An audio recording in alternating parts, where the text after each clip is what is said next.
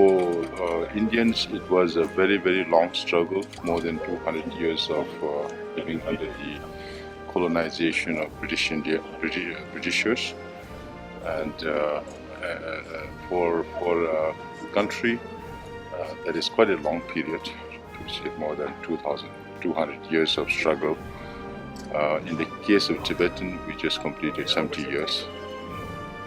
Therefore, it's comparatively less, but it's still unresolved.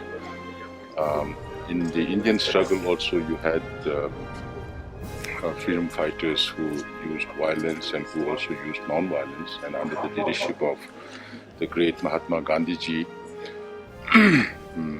he led the movement in a non-violent way, and His Holiness the Dalai Lama has also followed his steps to follow non-violence as a means of resolving the Sino-Tibet conflict. We are very, very happy for the Indian people and the government of India for gaining this freedom, and we also look forward to gaining freedom from China.